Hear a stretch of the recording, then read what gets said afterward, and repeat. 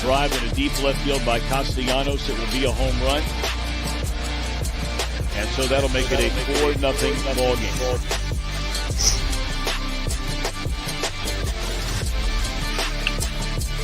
Welcome back.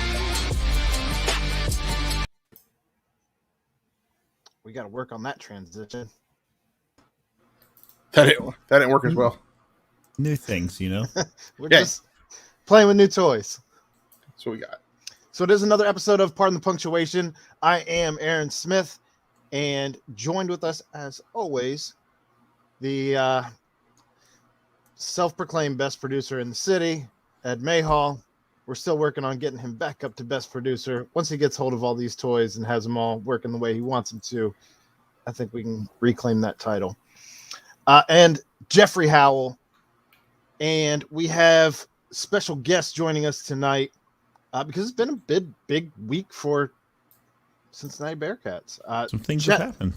Chad Brendel, the owner of Bearcat Journal, joining us tonight.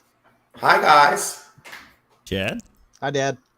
I'm filling out credential requests for the BCJ team in Dallas. Aaron can attest.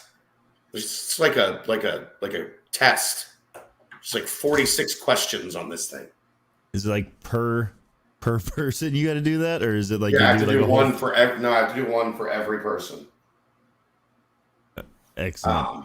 I mean, I use this as my headshot. Yeah, they'll probably let that guy in. Not This- this I ain't letting that guy in. Not Aaron, down by here the way, in Texas. Make sure you bring your Vax card. You can't get in without it. It's like an American Express these days. No problem. So the Bearcats had the AAC championship on Saturday night in Nippert, came out victorious.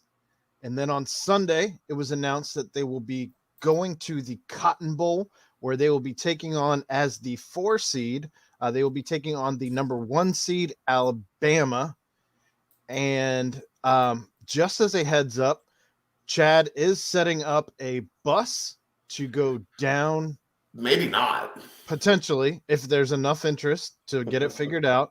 But that you can find that on bearcatjournal.com. And I think rough estimates for traveling on the bus would be $200 to $225 a head. Correct. So That's better than the something like $2,000 round trip flights I've seen for one ticket, one person. My brother-in-law is flying from. He lives down in Chattanooga, basically, and his flight to Dallas was $373 round trip. It's crazy. Well, I did see that the airlines are going to be dropping some new sales on December 12th, as they're adding more direct flights to Dallas specifically for the game, as there has obviously been a ton of interest in that particular destination for New Year's. So It'll be a good time down in Texas for New Year's. all right, so there it is. There's Brian Kelly. He just jumped in for a second. Me and my family, I think we're going to head down Family. here to Texas and get ourselves some brisket and maybe catch a rodeo, down here. Maybe get one of them 10-gallon hats. And we'll have a good old time down here in Texas. Can you do your entire AEW thing in that voice, please? I plan on doing the whole show like this. Please don't. Please do not. The ratings are going to be high on this one.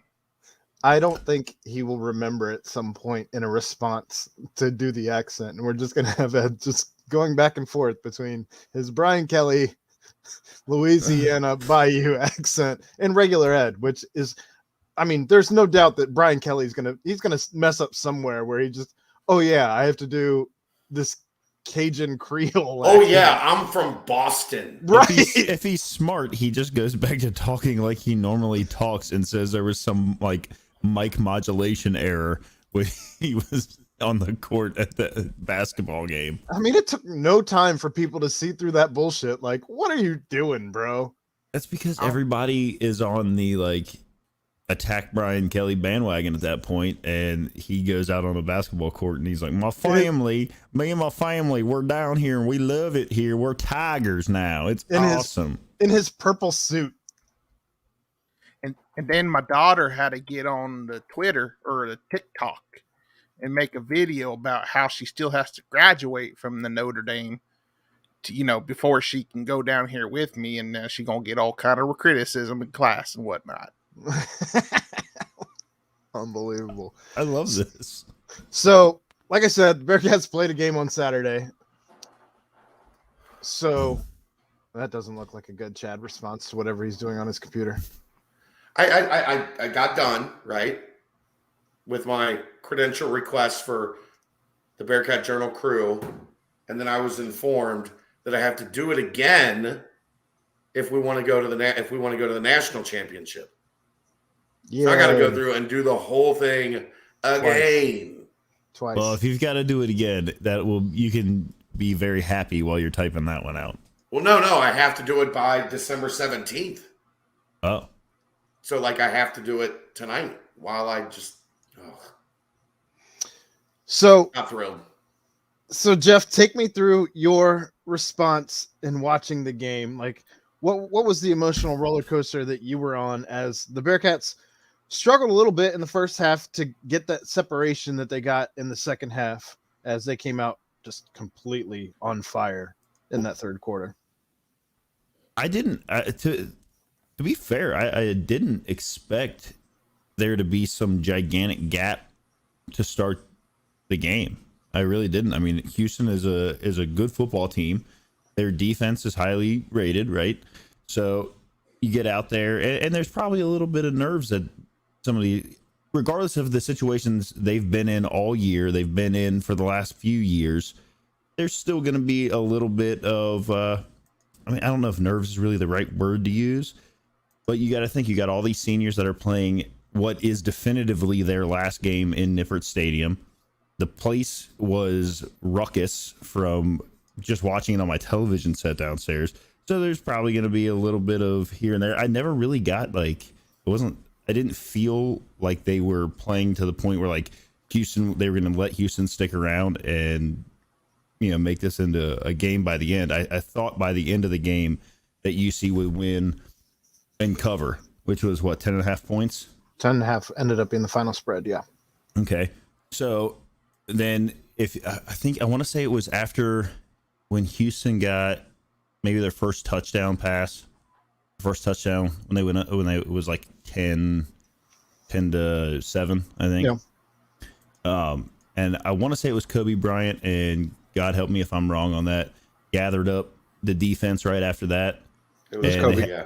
And they had a little powwow over on the sideline. And at that point I was like, well, here we go. And then Jerome Ford promptly takes the next possession and races down the field. Play drive. Alec Pierce with a solid block all the way down the field, which obviously won't get talked about as much just because the run was what we've been used to Jerome Ford doing whenever, the Bearcats need a spark on offense. Or hand the ball to Jerome and let him do what he does. And then obviously the second half, they come out, they score right away, start the half, and then DeBlanco with the pick. Right? Am I remembering this correctly? Yeah. DeBlanco with the pick. I went nuts in my basement. My son was going nuts. My wife was going crazy upstairs. And then the Alec Pierce touchdown. And at that point, I was like, okay. This is what I expected to happen in the second half. They piled it on there in the third and then just kind of kept the clamp on through the end of the game, and excitement was had. And then I had a bunch of friends that were down at the game that were able to go, that were sending me pictures and little videos, and things were popping up. Your video popped up on there and on Twitter and whatnot. So I literally just welling up. The first part of the game, just welling up with excitement, and then there at the end, just letting it. I was yelling like crazy in the basement, going nuts. And then I completely forgot that Georgia and Alabama were playing at that time. Right, at the exact same time. So did Georgia. Right. But see, that's what Aaron and I had this conversation before. I wasn't really sure necessarily how good Georgia was. I'm not saying they're bad, but everybody built them into this like juggernaut that no one was going to come within a touchdown of after that first game where they beat Clemson 10-3. I think it was that they won that game. Yeah. Clemson wasn't very good. No, I mean they ended up 8-3. They kind of, but at the beginning of the year, they just weren't good. So to that point, a lot of excitement, a lot of cheering was going on. It kind of fell the way that I thought it was going to fall. And it was nice to be able to enjoy one and kind of put a cap on what was the probably greatest season in Bearcats history. Ed, I'm sure you watched the game as well. So, oh yeah, I watched it. Yep. What? First off, what was on the menu as you were watching the game? I actually can't remember what I ate when I was watching the game. Probably some barbecue. Actually, I didn't eat anything that night. Maybe some crawdads. I did have some burnt ends in the fridge, but I was saving those for the Bengals game, so I ate those during the Bengals game. So actually, I didn't get to catch the game until the second half because I was at a soccer game, and they didn't have the TVs where I could see them. But I was checking on my phone, my cellular device. Parker at a soccer game? Yep. Oh, you learned to device. So, what did you feel like you were watching in the second half? I mean, obviously you saw the score was 14-13 going into halftime. Well, what I saw in the third quarter was a bunch of men who looked like they just got their asses chewed out by their coach and decided to go out there and start playing some football because in the first half it wasn't that great. Like we weren't winning that well. And then they get out there and they start playing some football. I think I saw a man die on the field at one point when one hit. I don't remember who hit him, but he hit him hard. Caused a fumble, caused a touchdown is what I saw. Well, that touchdown was called back. And I do remember that touchdown was called back. That was a crime. That never in Texas that would have been a touchdown. Well, that hit was delivered by your safety Brian Cook, and I'm not even sure that he was the hardest hitter on the field that night. I at one point I called Joel DeBlanco a scud missile because he was all over the place. They were all over the place in the third quarter. That game just got out of hand in the third quarter. It was great. I loved it. Texas forever. Texas forever. It's supposed to be Louisiana. That's the problem. We're traveling down to Texas for this game, so we gotta have that Texas. We have that Texas. Why did you? I have no words. Oh God, Ed. Yeah, Facebook user over here, Brian Cook hit him like Ray Lewis. That's a good reference. Remember that time Ray Lewis knocked out Chad Ochocinco and he didn't remember where he was anymore? Can we talk about probably wasn't the biggest hit of the day sauce though? I was gonna say the sauce. I want to know. I want a decibel reading from when Sauce had that sack because I think it might rival the decibel reading from the very first touchdown pass of the entire season, which I believe they said was the loudest that Nippert had ever been. It set the decibel record, that first touchdown pass of the season, way back when against Miami. I mean, I know we talked about it last night, Chad. This was the loudest that we've ever heard Nippert. Consistently, yeah. Like it never really quieted. Like people were standing up the entire game. Yeah. People were screaming the entire game. Like there was never that lull where like everybody took a breath and like relaxed. It was like, we're getting to the finish line here, come hell or high water. Students stuck around till the final whistle. They were there an hour before the game. Yeah. It was like 90% full an hour before the game. It looked impressive on TV. It sounded impressive on TV. I know Chad even put out the that little short Twitter video clip of I guess a couple little dust ups before the game. Yep. Houston was trying to start a fight. Little trash talking back and forth. It sucks it doesn't give us the names of these Facebook users that are doing this, but another individual joining us on Facebook says that thinks Sauce froze a little bit. He's so shocked he was going to get a wide open hit. That's how all of his sacks have come that way.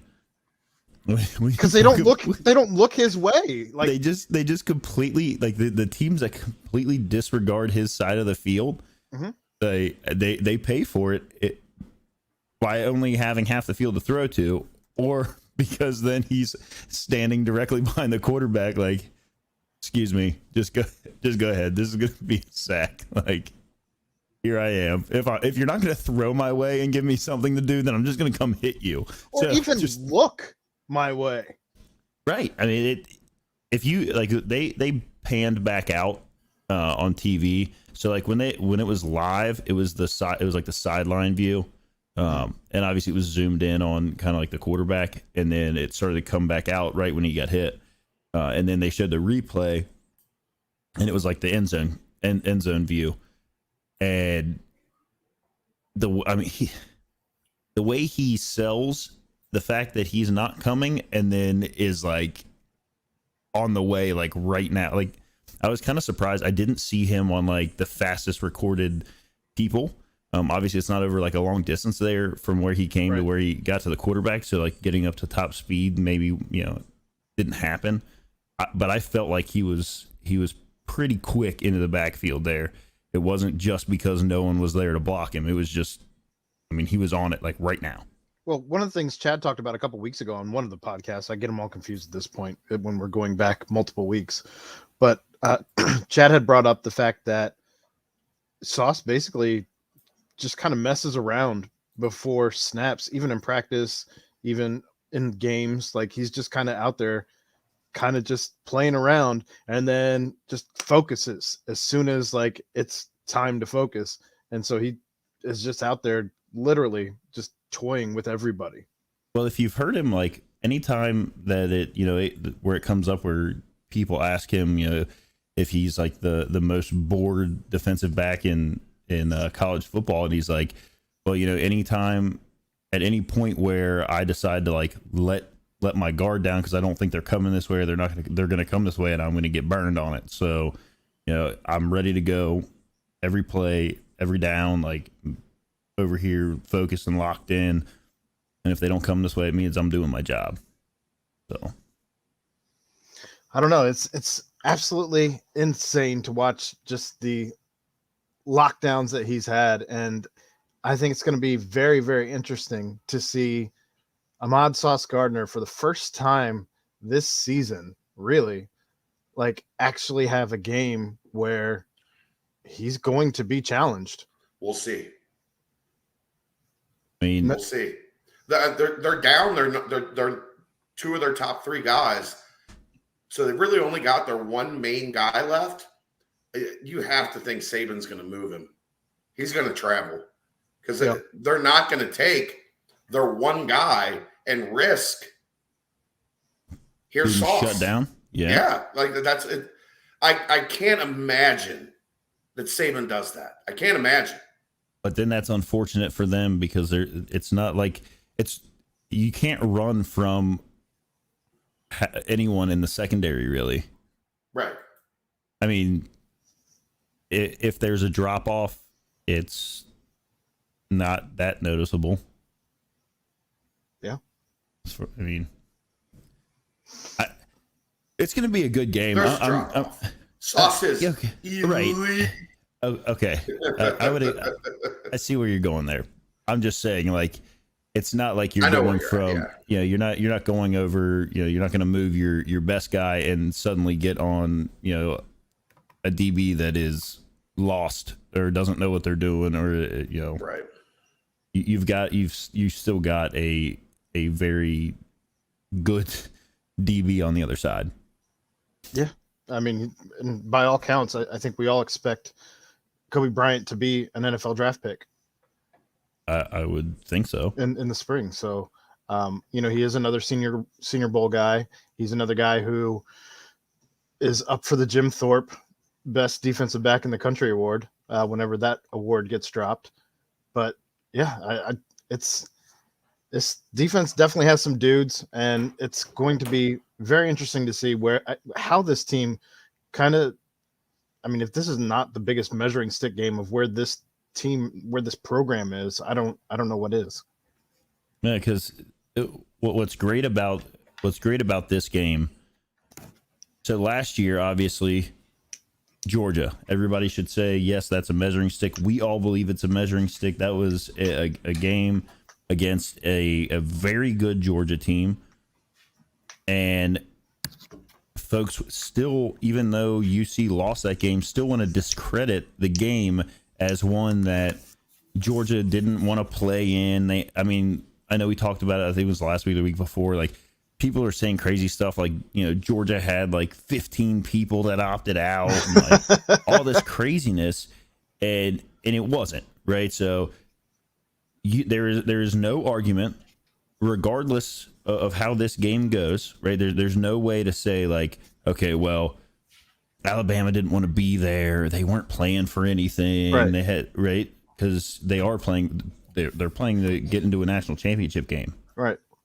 They're one of 4 teams, so let's line it up. Like, I mean, I thought Desmond Ritter had a good quote at the end of their post game speech. Somebody had asked Luke what his like final statement or what words he would say to the committee were, and obviously in true Luke fashion, he's like, they're not coming to, are they going to ask me? No, they're not. So like, we do our speaking on the football field, and Desmond kind of backed it up and was just like, we'll play anybody anywhere, put the ball down, let's play football. Yeah. So, and that's exactly what you want your leader to say, the guy who's been here. And I truly don't think he was just saying it as lip service. I think he truly believes that this team can line up and play with anybody. I think anybody in that locker room would have said the exact same thing. That's the way that those guys have. I mean, it starts at the top with Luke Fickell all the way down. Yeah. And they all believe that. Put us on the field. Let's line it up. They have done something that a lot of these other teams obviously didn't have to worry about, right? Like you've got an Alabama team that got beat by an unranked team at the time. They managed to stay in the top echelon of the rankings. Georgia has probably, I guess if you want to say it, the best loss of any of those teams. Right. But that was still to a team that, and then Michigan also got beat. Yeah. Fair. I mean, they ended up beating to Michigan State. As far as the final rankings go, Alabama has the best win of the group. Also the worst loss. Georgia has the best loss of the group because it's to the now number 1 team in the country. Right. Michigan has the next loss and did have a better win until the final rankings came out. And so now you've got UC has the best, second best win. If you want to look at it as far as the final rankings go.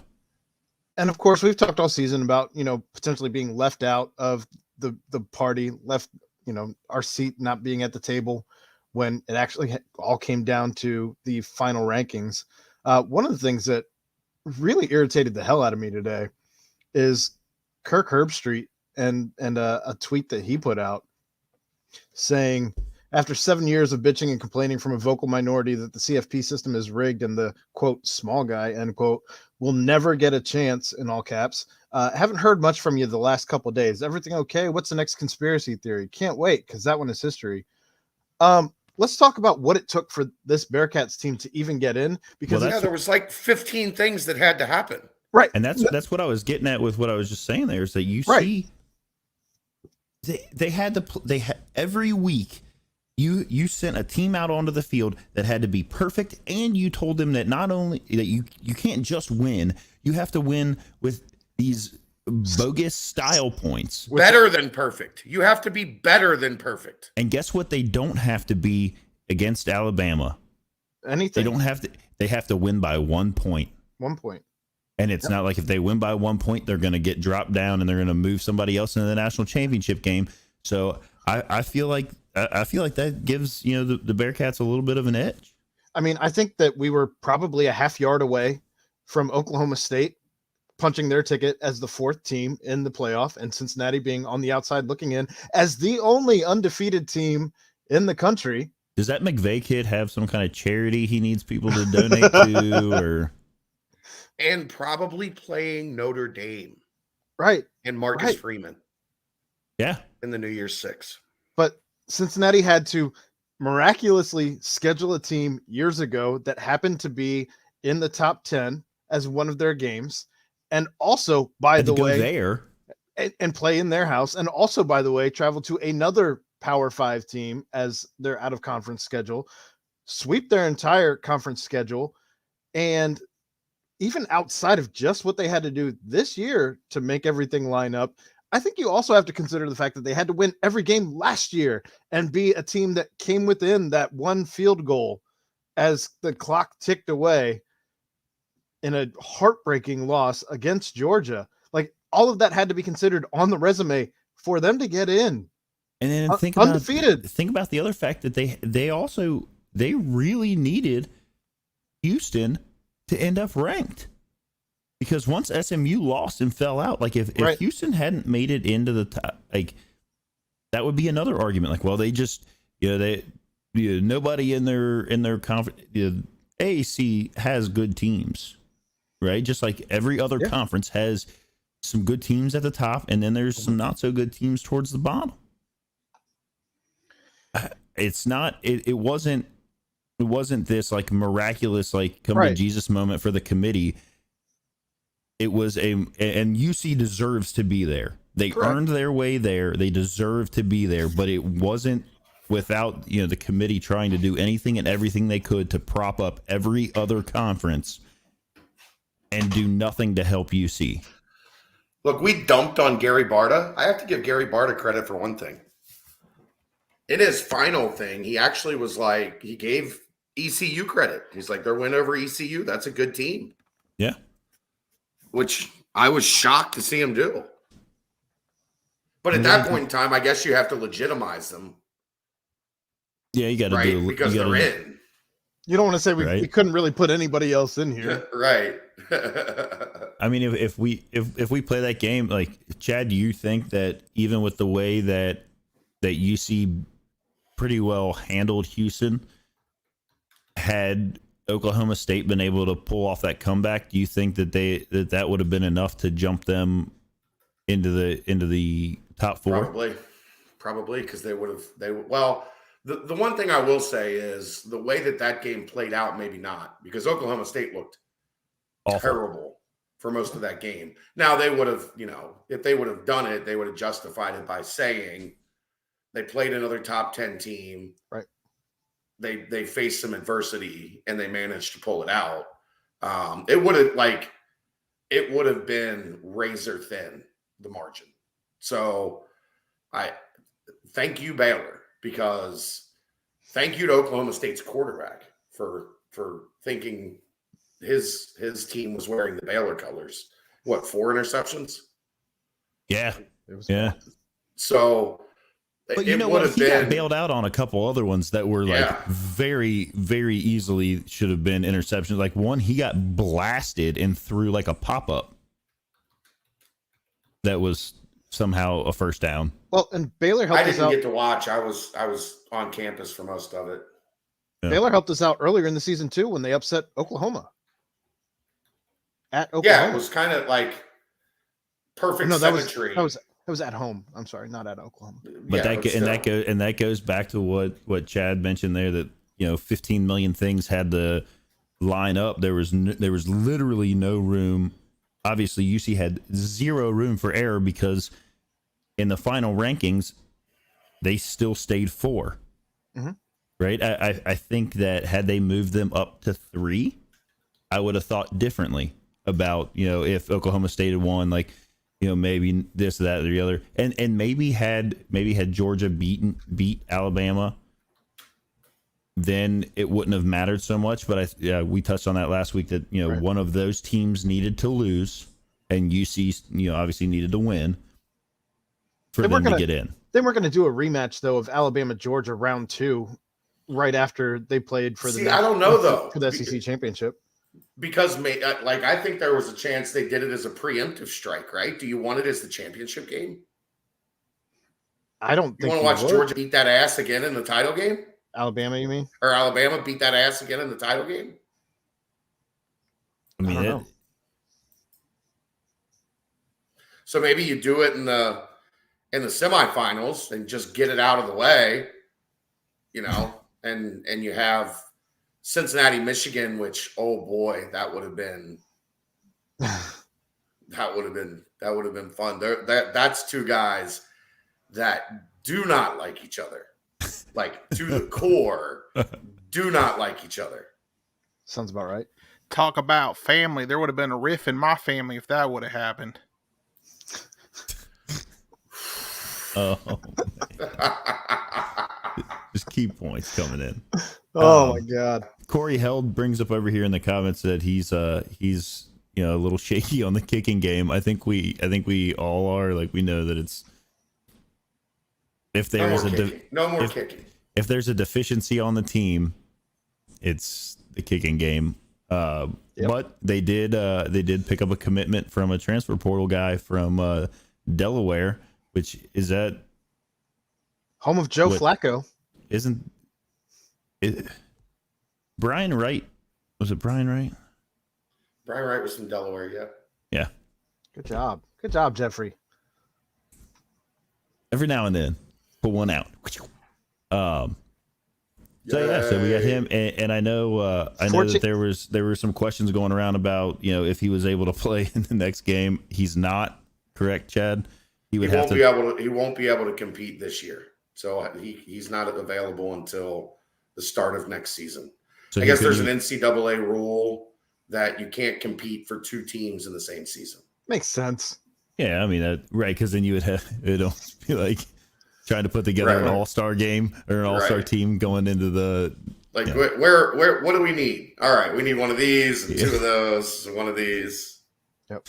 So the kicker's name is Ryan Coe. He was 14 of 17 from kicking field goals this year. His long being 53, and it was like it hit the net from 53. He has a monster leg, and he's got 2 years, right? 2 years left. He has 2 years. Pennsylvania boy, and he hit all of his extra points. So that's nice. Yeah. He's a Pennsylvania guy, and he also has known our long snapper Kaysen since like his junior year of high school. Where'd you get that information, Jeff? I believe it was on 247. It's the commitment article on BearcatJournal.com. Yeah. So good though that they're good to see that they're addressing the kicking. I know a lot of people were up in arms, whether you're on the Bearcat Nation group, whether you're on Bearcat Journal, whether you're on Twitter, whether you're on Facebook in general, like just a lot of things that we were seeing. People saying that, oh, the Bearcats don't care. They don't have a kicker yet for next year. Well, there it is. They have a kicker for next year.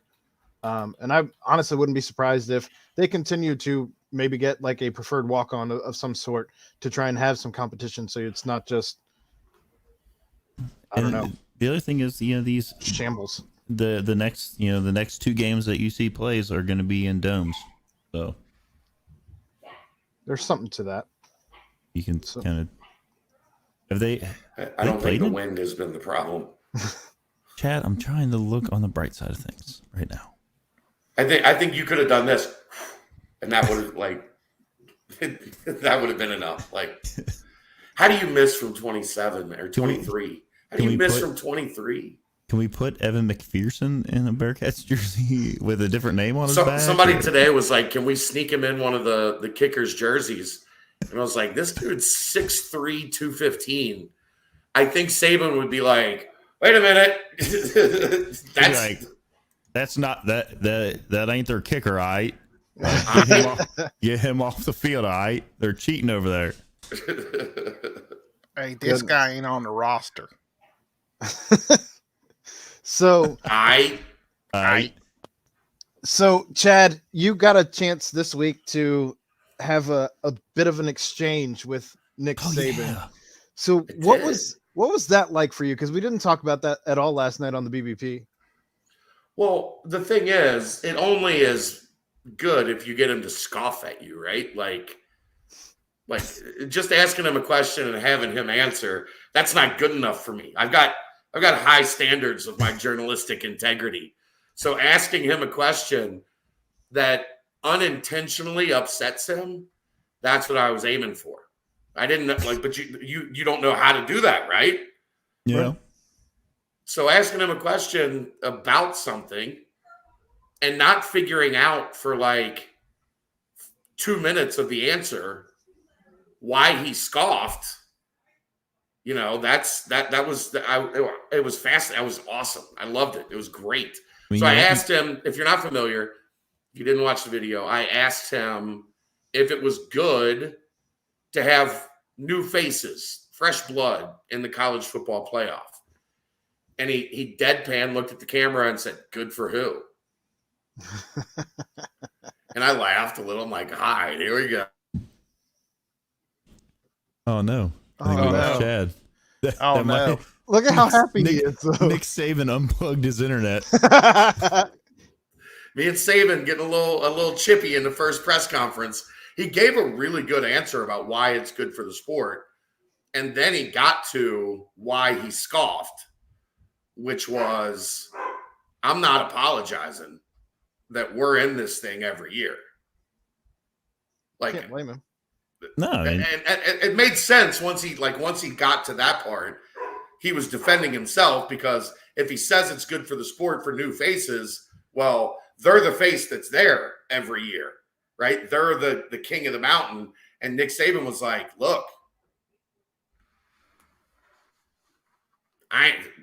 we're gonna be here. We're not going anywhere. Like, we're gonna be here every year." he kind of took it. He kind of took it like you were saying, like it's time for the Alabamas and the Georgias and the Right. Clemsons and all the Ohio States, Oklahoma, Ohio State, to head out, and right. And he was like, "No, they can head out. Alabama's gonna be here, all right? right, All right? we're not going anywhere." There's 3 other spots in this playoff, all right?"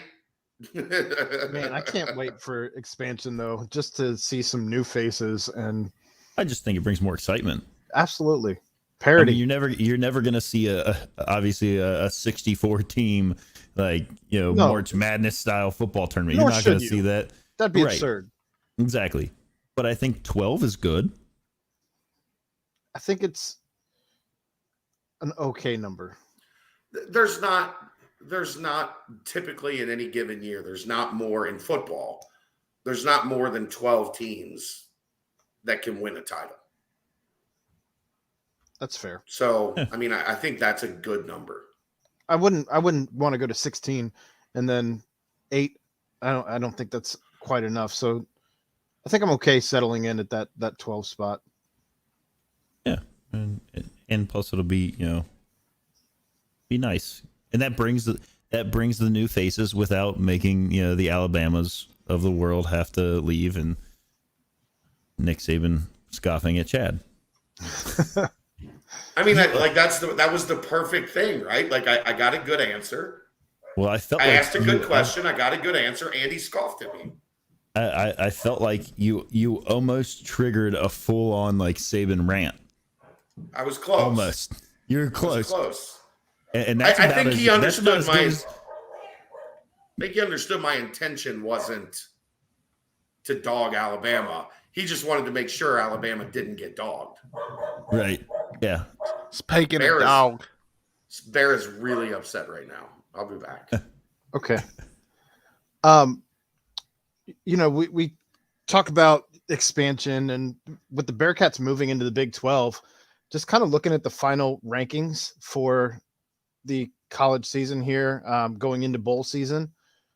And if you're looking at the teams that are going to be part of the Big 12 next year, or well, not next year, but when all the dust settles and Oklahoma and Texas are going to the SEC, and Cincinnati, Houston, BYU, and UCF are moving into the Big 12. You have Cincinnati at 4. You have Baylor at 7. You have Oklahoma State at 9. You have BYU at 13. You have Oklahoma there at 16. Houston at 20. And that rounds out the at least the CFP rankings. But that's a lot of teams for what people say is going to be a weak football conference. Well, I mean, what if you look at it, the 2 Big 12 championship games that happened this weekend had all teams that are staying in the Big 12. Yeah. Right? At Oklahoma State and Baylor, UC and Houston, and they're all going to be in the Big 12. I saw somebody make a joke like, are they going to now have the biggest 12 championship game next weekend, and send Baylor over to play UC, which I actually brought up an interesting conversation I had with some folks at work, because some of the guys that I work with, some of them are like one of my buddies is an Alabama guy, born in Alabama, grew up in Alabama. Yeah, he's a Roll Tide guy, and then some Ohio State folks and whatnot. And we brought up kind of what happened at the end of like the COVID year last year, where you had BYU and Coastal Carolina come together and decide to have a game at the end of the year to potentially help, there's kind of a season maker for one and a season breaker for the other, right? To get into the playoffs.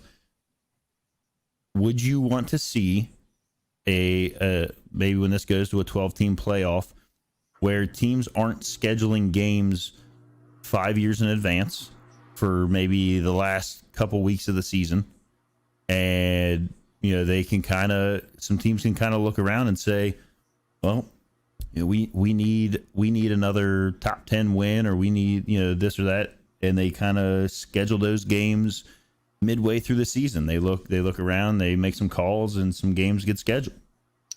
I mean, I don't know, the logistics of that are crazy. I understand.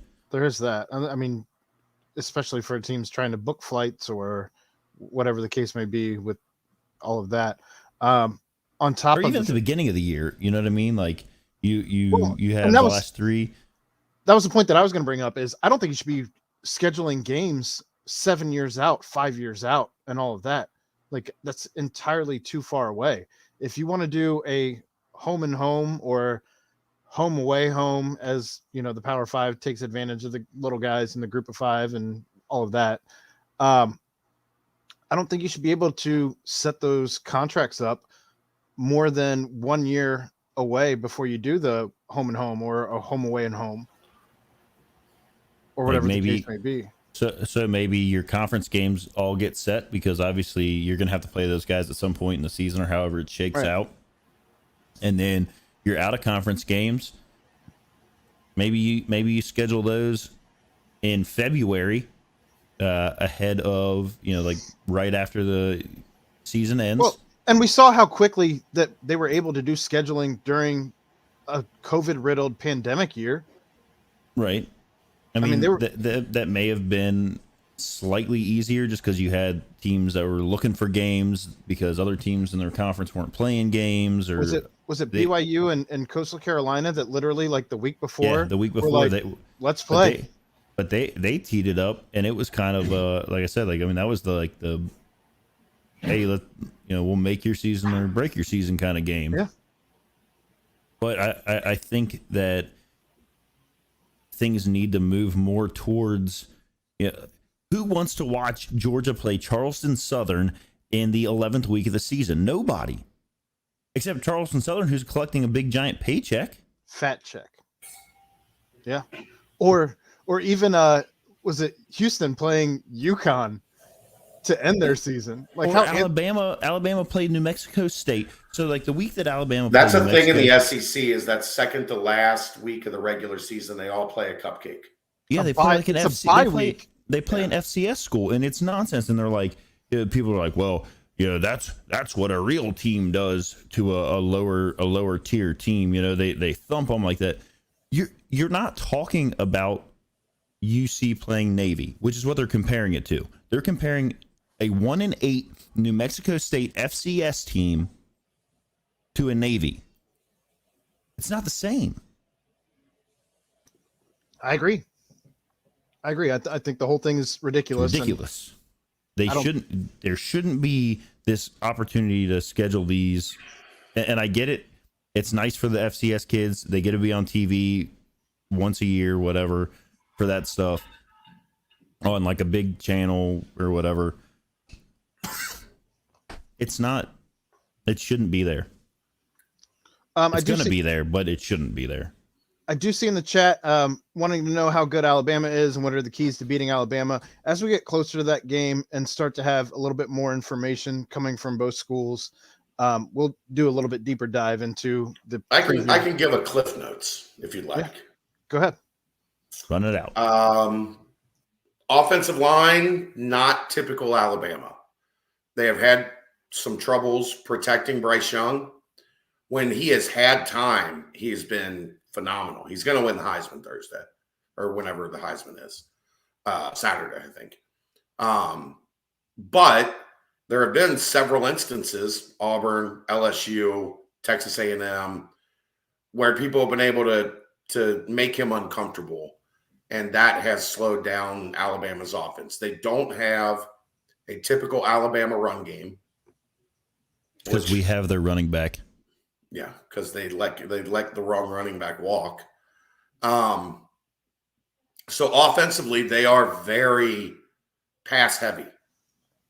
Which, if you're looking for what you want out of an opponent, I think you want them to be really pass heavy, right? If you're this Cincinnati team, yeah. Defensively, still very, very good. They've got a solid defensive line. Only one star on their defensive line this year, which is nice. And they don't really seem to have the pass defense that they've had in years past with the high-end, lockdown corners. So this is not Death Star Alabama, as the phrase has been coined this year. This is really, really, really good Alabama. And when they are playing well, they're very difficult to beat. But they have not played well over the long haul of this season. They have had some dips. The difference being this is now going to be Nick Saban with a month to prepare. And Nick Saban with a month to prepare and his 13 different analysts that were all head coaches that are at Alabama, repairing their careers, breaking down film, analyzing every flaw that Cincinnati has had, how every team has been able to give Cincinnati trouble at times. I don't love that part. That part has to make you nervous because he's the best in the college game, the best the college game has ever seen at that. At game planning, at finding your weaknesses, at exploiting what you do well, or what you don't do well, excuse me. So that's kind of the Cliff Notes version on Alabama. John Mechie tore his ACL. He's out. He was their number 1 or number 2 receiver, depending on how you look at it. He had the most receptions for them, right? Yeah. Now they have a home run guy. Was it Jameson Williams? Is that Williams? Yeah. He runs like a 4.2. And that's a guy that left Ohio State. Yes. And left that receiving room, which obviously was a fairly stacked smart move. Right? A fairly stacked receiving room. And that's the guy that we were referring to earlier when you said, he's going to move around. He's going to move around. Right. He's good because why give Sauce the ability to take away your best guy? You're right. When you could probably have a better chance. I don't know that how much better it gets, but a better chance going to the other side of the field. Nick Saban's not a my dick is bigger than yours guy. No. He's not a guy that's going to say, this is our one, that's your one, let's see how it goes. He's going to say, okay, I'm not going to allow your one to eliminate my one. I think personally, right, that he's gonna travel him some, put him in the slot, put him in the field. Mechie played a lot in the slot, right? Yeah, like they move around their guys. Like the guy last year that won the Heisman, whose name is escaping me right now. Devonta Smith. Yeah, they moved him, and utilized where they felt best, situation by situation for him. So they're more than willing to move their guys X, Y, and Z. So that's my Cliff's Notes version on Alabama that we will in 2 weeks dig into. Like I don't even think next week. No, it's too early. Mm-hmm.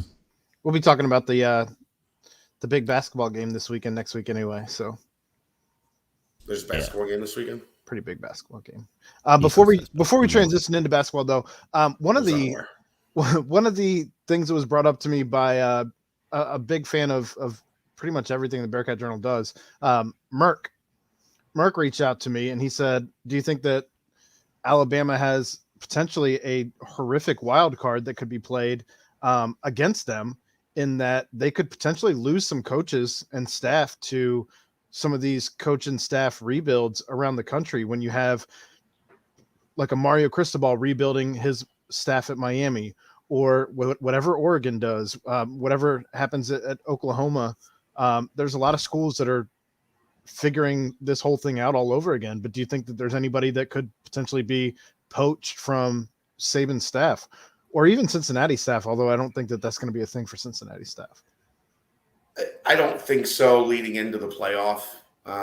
Maybe you get something, but they don't really have like the hot coordinator this year, right? Because they had to basically rebuild that entire staff last year. So usually that happens in like year 2, where Saban's had 2 full years with somebody. They've, been able to like really rebuild their image, or, build back up their equity.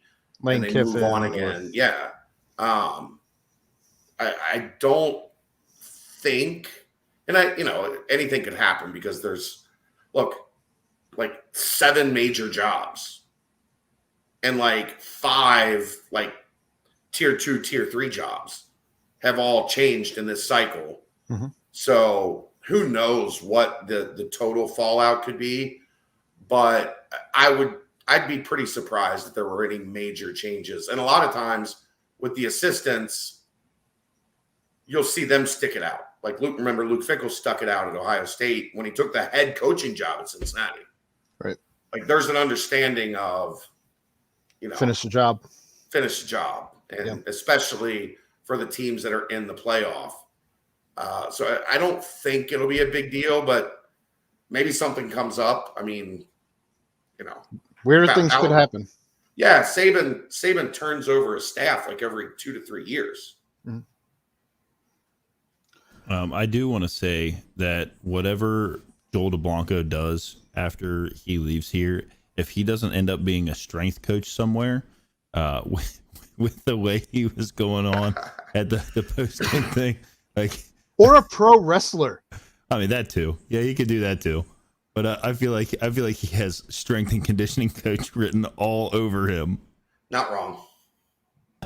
I like the fact that they asked him about the interception, and he's like, "Well, I watched the quarterback's eyes, and then the ball was there, and I stuck my hands up, and then it was in my hands, and I was like, oh crap, now I got to run with it." He's hilarious, dude. He's so funny. And then Jerome Ford is like the master of the 3-word answer. It was great. I'm happy about that. And at the end, they were like, you want to add anything? He's like, no. All right. I'm just going to sit over here with my snowboard goggles on. The last thing I want to say about the whole game and experience and everything, it was really cool to see how many national writers were excited to see a different team, a different face at the table. And just kind of a testament to... Good for who? Just a testament to how this team has kind of captured the hearts of a lot of national writers around the country who. Well, you know who national writers also love? Pray do Luke tell. Fickell. That's Because he had such a prominent role at Ohio State for so long that they all got to know him, right? Like, and obviously no one better than Pete Thamel. But in general, like, they all got to know and like and respect Luke, and that's paying off big time. yeah. I mean, on top of all that, is Luke Fickell is the antithesis of the big time college football coach right now, because anytime something pops up, they're like, Luke Fickell's going to be the guy. He's leaving UC, Stepping Stone University, and then it's doesn't come to fruition, and they hire somebody else, and it moves on, and something else comes up, and Rinse, wash, repeat. Luke Fickell, no, he doesn't go to that one, and obviously the Notre Dame one, I think it kind of hit a lot of us like, that could be it. Obviously they went a different direction, and a great direction. If and when Luke Fickell ever decides to leave here, like, I was hoping Marcus Freeman would be kind of the next guy. I mean, I don't want that to ever be the case that Luke Fickell leaves here, but I thought that would be a good plan for next. That the backup plan is now not an option. No way, because I think he's gonna. I truly, honestly believe that he is gonna be at Notre Dame for a very long time. Like, we've all seen the clip of when they introduced him to the team. We had all heard from all of the former players that had kind of talked to players of the time, and then even players and recruits who were openly campaigning for Marcus Freeman to be the next head coach there. And I think at that point it was pretty well said and done. Like, he was going to be the guy. And then you hear like the way he talks about that team. Obviously, a lot of that is the trickle down effect coming from he's kind of built out of the tree of Luke Fickell. So I still think the Dan Patrick interview yesterday was as good as it gets. I don't know if you had a chance to hear that, Jeff, but I haven't. Dan Patrick was basically like, were you rooting against Cincinnati? Because if Cincinnati lost, you could have got in. And Marcus Freeman was like, there's no way. Could not. Those are my guys. I recruited those guys. I coached those guys. Like, there's no way that I could have. We needed 4 things to happen, and me wanting that one to happen was a non-starter. So we got Oklahoma State. I wasn't going to root against Cincinnati. We needed something to happen in the Big Ten or in the SEC, and it didn't happen. So it is what it is. But like that, I'm so happy for him. I know I've said it 100 times, but I'm so freaking happy for Marcus, man, because that is as good a human as you will find, and not as good a human as you will find in the coaching profession, as good a human as you will find, period. Right. He's smart. He's passionate. He cares. I mean, I've told this a couple times now. I sent him a text Thursday when Thursday or Friday when Notre Dame made it official, not expecting a reply, just like, hey brother, happy for you, happy for the family. And then like 4:30 in the afternoon, the middle of the busiest day of his life, he got back to me. Like, that's who he is. Like, right. Justin said the same thing. Justin had an exchange with him, and Marcus got back to him, and that's that guy. I think you talk about that, and in the same vein, there were kids who are either now not, they've graduated from wherever they ended up going to, whatever. There was a kid who, and I don't recall what his name is, but he played at Notre Dame, and I guess Marcus Freeman, went to recruit him. He ended when Marcus Freeman was at Purdue, okay, and he went to recruit him. The kid ended up choosing Notre Dame, and then he shared a text message that he got from Freeman when Freeman went to Notre Dame last year, and I guess walked by a picture of this guy on the wall or whatever. I saw that. And sent him a message. Hey, hope things are going well for you. Saw your picture up here. Like, the way that he connects with people scares me in the recruiting game for us, but I know that we're sure. Well, there's a anyway. Legendary story when he was here that I think Justin wrote about, where they were recruiting a kid that they landed. One of the kid's main interests was a second language.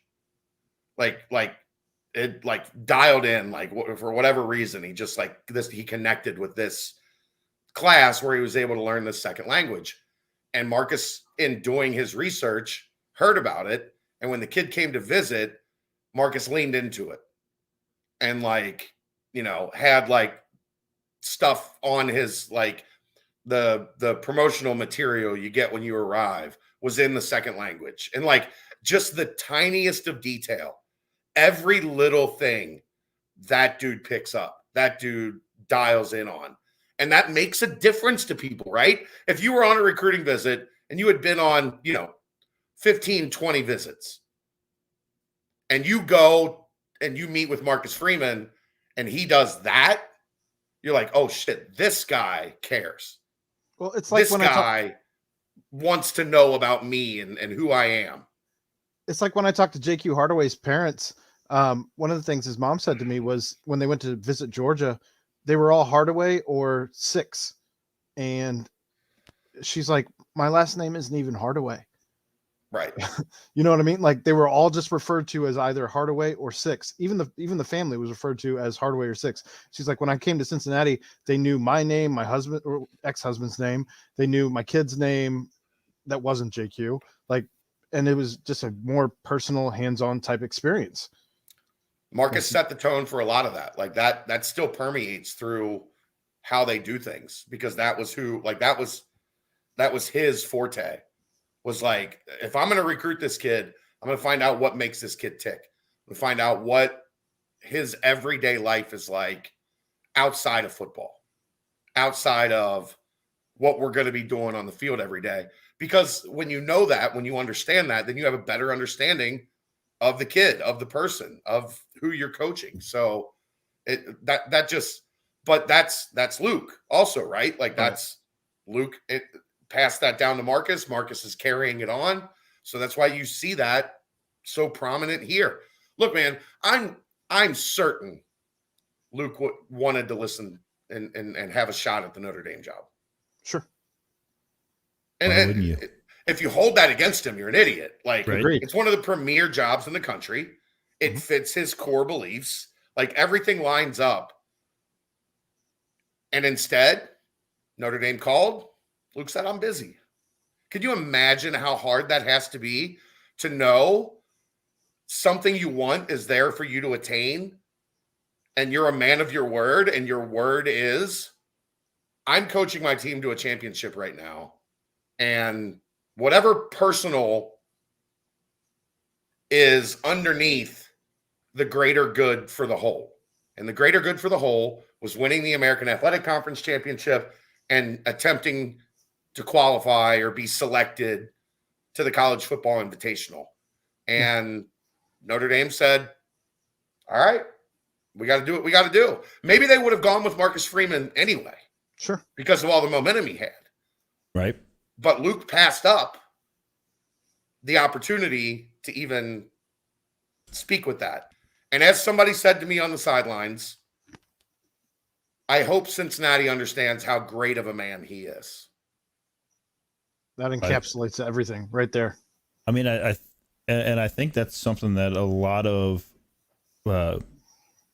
us more reputable outlets have been projecting for a long time, and you don't see a lot of things coming out of here or some of the other places that I don't know, paint it to be a picture of, when's the other shoe going to drop and he's just going to bail on Cincinnati like everybody else. He was never going to bail on these seniors, these guys who were his first guys. Like, I would like to believe, and I've said it before, and I believe it wholeheartedly, that if and when he chooses to move to another challenge, he will do it. He will do it in a way where, like, I saw, and I don't know, on a white stallion while we all gather together to wave goodbye. Where's Billy Napier? Where's Billy Napier coaching at right now? Florida. Yeah, well, he just took the Florida job, but where did he leave? Louisiana. So there was a very brief clip I saw. His last game there, Like they were all holding like a big sign up in the stands He that did it said the right like, way. like we love you, Billy. Like thanks, Billy. Like Luke Fickell's not gonna sneak out under the cover of darkness while leaving a recruit's house. I'll just say it that way. Yeah, no shot. While telling the recruit that he learned his lesson 12 years ago and how he left Cincinnati, and he would never do that again. What a clown. Do you give him any credit for continuing to recruit for Notre Dame, knowing that he wasn't there anymore? Well, no. That's how you have to do it, right? If you're gonna lie and not tell anybody the truth, you gotta live the lie. Like that's. I love that recruits, like the last line of that little blurb that came out about that, where the recruit was like, "I guess you just wanted to burn ends." Yeah, like that was great. He had 3 helpings of them. I guess he just wanted to burn. I guess he just mom ate some killer burn ends. Wanted to burn killer ends. Burn ends. Hey, burn ends are very good. Now, were they the pork burnt ends or were they the beef burnt ends? Because sometimes you get that There's brisket no such burnt thing as pork burnt. Well, ends. there are. You can get that pork belly and you can cut that up into some cubes and make some. That's just squares of pork belly. It's not burnt ends. Require a process, Ed. It takes the flat. I understand. Takes the flat of the brisket. Takes the point of the brisket. The point of the brisket. After you smoke the brisket for 12 hours, you cut off the point, then you chop up the squares with some butter. And then you make the burn ends. With some butter and some barbecue sauce. Right. Yep. You know why? You know why burn ends became a thing, Ed? Texas, Ed? Texas. Well, you know why, though? Well, because of Texas. Because they would cook the brisket for service, right? You're at a restaurant. You cook the brisket for service. You cut off the point. And during service, the burn ends continue to cook. And then when service is done and the restaurant is closed, the pitmasters and the staff get the burn ends. We get some dessert. Right. And it's like meat candy. Meat candy. It's like candy. All right, so Aaron, you ever had any burn ends? I don't know, man. At this point, my head hurts. I don't even know what we're doing here. So Cincinnati played this week in basketball. There was some basketball going on, and they were able to on a Sunday night at 7:00, odd time for a game. But Stupid.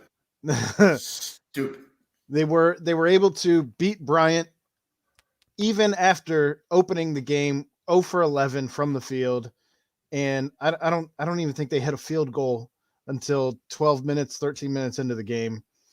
It was not a pretty victory, but somehow they were able to figure it out to where they had the walk-ons in at the end of the game, as opposed to Monmouth, who when you skipped a game, Aaron. Where did I skip a game? I was just thinking that too. You skipped that game with that Miami school up north. Oh, we also did play Miami since the last time we recorded. Last week was a lot. All right, there was a whole lot. The Houston game feels like 3 weeks ago. Yes, it does. Like I've had trouble even talking about it because it feels like it happened forever ago.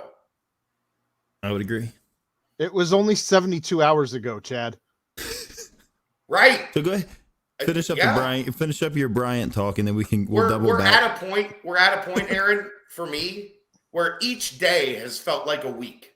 Like that's how busy I've been. I get it. So we did beat Bryant. We also had a freshman recognized as freshman of the week for the AAC, and Victor locked in. Pop, pop. And we also beat Miami, to your point. Chad hates when I do the locked in. Do you know what I compare? You know what I'm comparing it to, Jeff? Some sort of lollipop. No. Have you ever seen Half Baked? No. Oh. So there's a scene in Half Baked where they're coming home from prison, and Dave Chappelle is hitting on this girl, Mary Jane, that's giving him a ride home. And the two guys in the back, Jim Brewer, and I forget the Mexican dude's name, or the Cuban dude's name, but they're acting like they're sleeping in the back. And Dave Chappelle's like, you want to go out sometime? Maybe we could go get some ice cream. And then they pop up immediately from the back seat because they weren't sleeping. They were just like listening, and they're like, motherfucker said ice cream.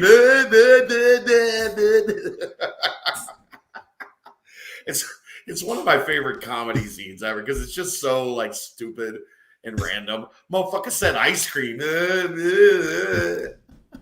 But that's Aaron's locked in. Motherfucker said locked in. He's gonna have his own. He's gonna have his own T-shirt made with that on it. I mean, if Lance McAllister can get a T-shirt made, I feel like anyone can. There's hope for us all. Vic can't. He literally can't. No, He Vic can't. He can't have the NIL deal. It would just I'm have to be shipped in from Aaron's Russia. just gonna have a shirt with a padlock on the front of it that literally says like locked in without like, you know, a play on his name. I can make that happen. Like I can get a locked in shirt. It'll have to be spelled locked in, LOCKEDIN. It won't be able to be however Aaron's dumbass tried. LAHKEDIN, like Well, it's KH, as I only just found out. LMNOP.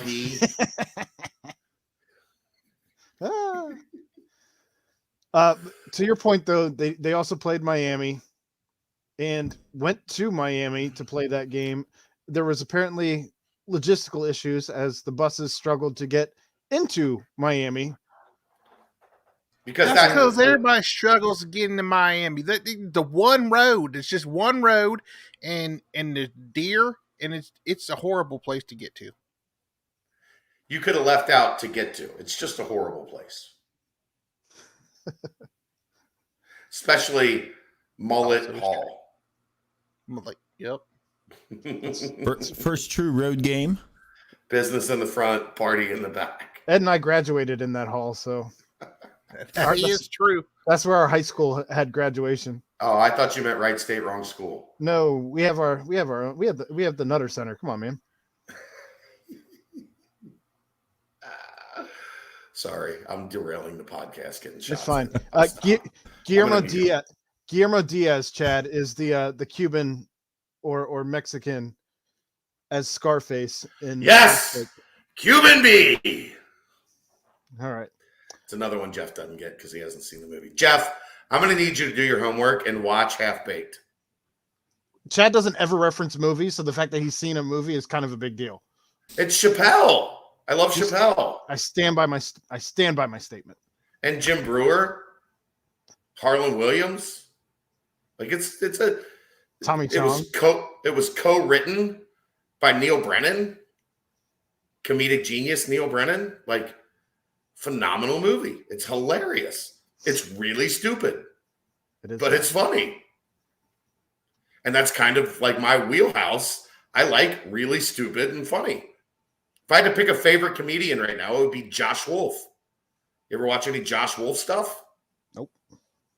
Look up Josh Wolf. Look up Josh Wolf prank, Aaron. Okay. I'm going to call you after this show, and we're going to watch the Josh Wolf prank video Together. live together, and I'm going to listen to you react to it. We can just throw the video up here if they want to stick around for it. Oh, I'm good with that. Like, I'm good. Like, it's a lot, but I'm good with it. It is a riot. So, what did you guys think after watching those two games of Wes Miller and this team that he's still figuring out what works, what doesn't work, who's on, who's off in his schemes and who's putting out maximum effort while also figuring out fouls and the just flair of the game? I still think a lot of it just goes back to what I've been saying all season, that it is a benefit to the fact that he can turn and look at the bench and if somebody's not having a great run at it, he can pull them off and slide somebody else in that spells the name, because there isn't a, and this is not a knock on them, and I know we've said it before, but there isn't that guy, like Chad said, that commands 35 minutes a game that you need to have on the court. So if somebody isn't really doing well for a little stretch or gets into some foul trouble, which we've seen, you can look down the bench and literally, I think the other night he said he feels like he's got a 12-man rotation that he can run out there. Which is kind of something that we've been talking about all year. Yeah, the hockey lines. Pretty much. And they were playing without, even against Bryant, they were playing without Jeremiah Davenport. Who afterwards, Wes Miller did quash like any kind of like fear that this was like some kind of big injury.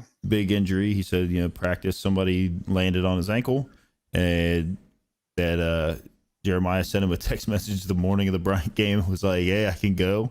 And he was like, if it weren't for our athletic staff or whatever, like, he would have been out there. But it's probably better to give him time to rest, get back to 100%. Which I agree, because there's a big game coming this weekend. And it was against Bryant, not a school from Norwood. So is there really any difference? Yeah. Some people like Bryant. Well played, Aaron. So I don't know. I mean, there weren't a whole lot of takeaways. I mean, for the Miami game, they figured out how to win a close game in a hostile environment because there was clearly no love lost there. First road game. True road game. Yeah. And I like the mentality there that, that coach wanted to play in a hostile type environment. It was kind of funny to see Miami fans realize that they had a basketball team for the first time, and even do some chants while doing it, as apparently they only know how to say "fuck UC" over and over and over and over again. I know Ed's favorite part of the entire game was when it was over and the players all went running over to the Miami student section to let them know, what was up. That was one of my favorite parts of the game. Kind of a sloppy ending. It was the first thing that Davenport did. As soon as he saw that the clock is expired and the ball didn't go in the hole, he ran right over there. And it was, I mean, you saw Kyle Washington go try to grab him, like, boys, we don't need to be over here doing this kind of stuff. Is that it, Ed? I hope this is the only week that this goes on. Me too. He hasn't slipped yet, though. He hasn't. It's the night's still young. He's also not drinking, which I find very interesting that he's not drinking while doing this voice. So he does. Oh, he mutes for an extended period of time so he can gather himself to know what he's going to say next, though, which is all right. We're having some audio problems over here on my side, so I got to mute a little bit. But I mean, Wes covered it pretty well when he said, that you go into a true road game in a hostile environment like that, and you're able to pull out a win when what were they 2 of 10 from the free throw line. Free throw has been really bad all year long, and that's maybe the biggest thing that's carried over from regime to regime to regime as we've gone through, the Mick Cronin era to the previous regime to now Wes Miller. Just strange how nobody can shoot free throws. I mean, yeah. I don't know what else to say about it. It's something that has always popped up. It happens with every coach. Everybody always says, like, why can't we shoot free throws? Why can't we shoot free throws? It hasn't necessarily been fixed. Recruiting shooters has not been a priority. That's also true, but it's a free throw, right? Like until now, we were recruiting guys coming. We were recruiting guys that could get ball deflections. They're still doing that. They're just now going to be able to make shots. Daniel Skillings, Josh Reed. The clips of Josh Reed are Nasty. just, I mean, from anywhere. He can shoot. He can get to the rim. Same with Skillings. He can shoot. He can get to the rim. He rebounds. He gets fouled. He goes to the free throw line. He makes his free throws. Like, it might not immediately be next year, but those two guys changed the trajectory of like the identity of the Wes Miller program. What is going on? There's a small child that has woken up and decided to come downstairs. I thought that was like a really large cat for a minute or something. That's the famous pump it up after the game was over girl right Her there. hair's She was big born in the tonight. Luke Fickell era, so all she knows is good football. Fair enough. Can she hear? No. Oh. That's unfortunate. Is there any way you can allow her to hear? No, I don't have. Well, here. Put this in your ear. Okay. No, for real. Tell her she needs to. Chad's gonna play a song for you. You want to hear it? I'll just hold it to your ear.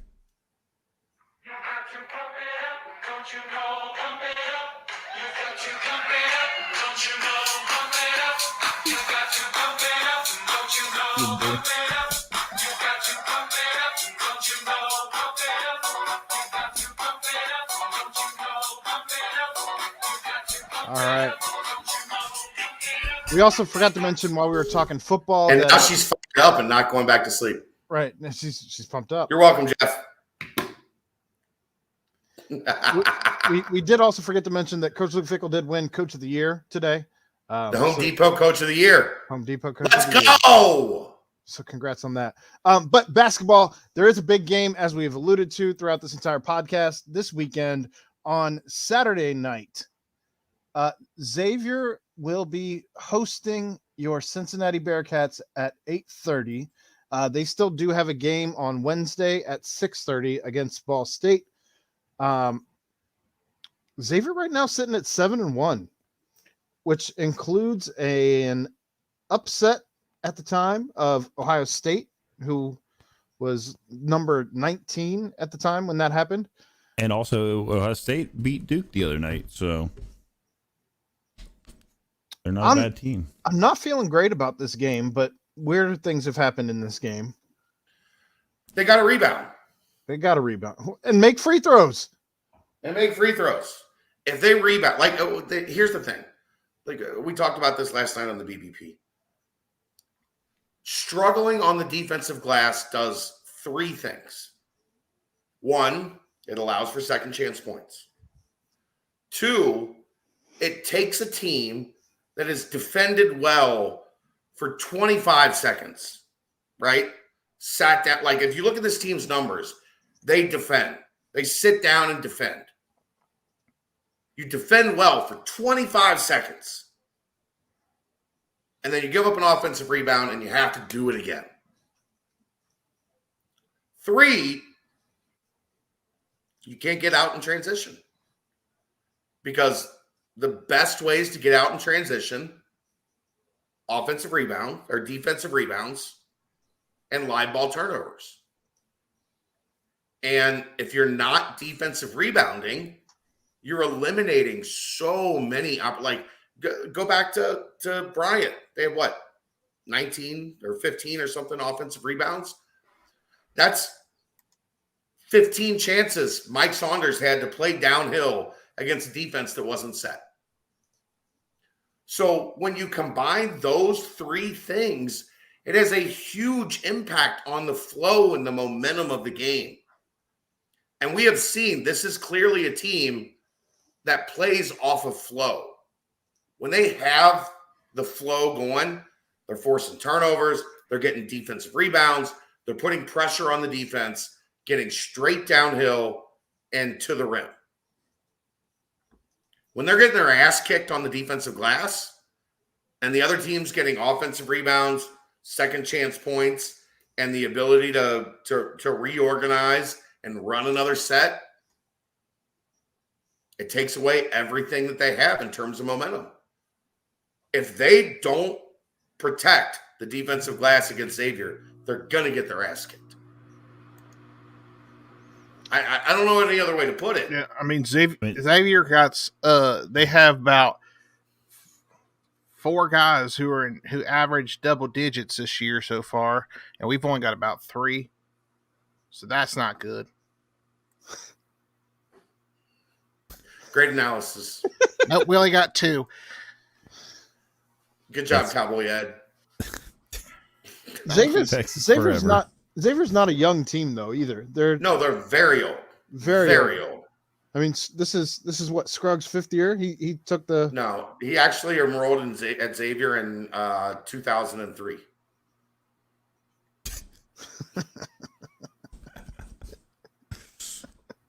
I don't know. David West had just graduated, and then Paul Scruggs enrolled. What about the fact that I actually looked at the date in the bottom of the computer too? Like, oh, that doesn't add up. What? I mean, if they thought that Miami was, a hostile environment away, yeah, you're going into a hornet's nest. You're going into a hornet's nest against a senior that was recruited by Pete Gillen. Damn it! Did it work? Yes. I was so trying to make Jeff spit out his water. Almost got me there. God. I think the crazier thing is the fact that of the aforementioned double-digit scorers, 2 of those are not Paul Scruggs at the top. Paul Scruggs comes in as the 3rd highest scorer, averaging 12, behind Colby Jones at 12.7, who's a sophomore, and Nate Johnson as a senior is 14.6. So Colby Jones is their best player. Like Paul 9 Scruggs rebounds, 3 assists, 12 points. Paul Scruggs is their most important player. Sure. I think Colby Jones is their best player because he just does so many things well. Is Fremantle still injured? He's back. I expect this to be the game that he's back to like regular minutes. Great. And he's played 2 or 3 games now. This will be the best game he has all year. He'll hit 5 threes, of course. More than likely. Aaron's fatigued from our 3-hour marathon last night. It's true, man. Good Lord. 2 hours and 50 minutes. Sorry. Brady takes a lot out of you. I don't know how you do this on the radio for 3 hours by yourself. I do it on the radio for 3 hours by myself. I do multiple podcasts a week. I'm a fucking machine, Aaron. Chad just waits until there's some clown on Twitter that has some ridiculous take, and then he goes at him for 2.5 hours, and then he's only got to do a half-hour radio. That clown from Coleraine called me old this week. He did. He called you old. The hell? He just look at my profile picture. You can tell I'm old. What kind of insult is that? I do like the tweets about UC making another Final Four before Xavier. A football Final Four. That's only been a thing since 2014. Xavier, this here's my least favorite thing that John Brandon tried to do this, and I wanted to stab him for this. Team 119, team 120. Xavier brags about this is team 100. It's the 100th team in Xavier history. Yeah, you haven't made a Final Four in 100 fucking years. Quit bragging about it, you dumbasses. But we made a Sweet 16. But then they're like, well, tell me how many people were alive the last time UC made a Final Four. You know how many people weren't alive the last time Xavier made a Final Four? That guy who called me old? All of the fucking people. No one has ever seen Xavier make a Final Four. All God of the people has not seen Xavier make a Final Four because it hasn't happened. Ever. Is it time to throw away, zip them up, for God's sake?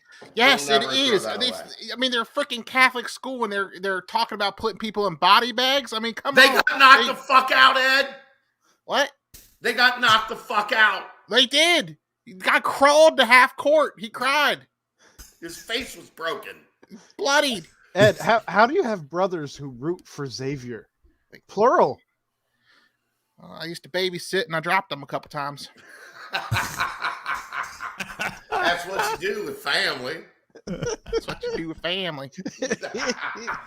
And why is it still a thing that we have to go and protect the Oscar Robertson statue? Like, why do we have to do that? Why do we have to worry about these blue kids coming from Norwood and coming over and putting a basketball jersey on him? This is not a thing we should have to be worried about anymore. It's 23 degrees outside. Our students are worried about finals this week. We shouldn't have to be worried about some blue kids putting some stuff on a statue. I don't know at what point in time your accent switched into Medea, but I'm here for it. I want to know. I was going to now say, I when can't- did Ed inhale helium? I can't not hear Medea now. Like, it's all Medea.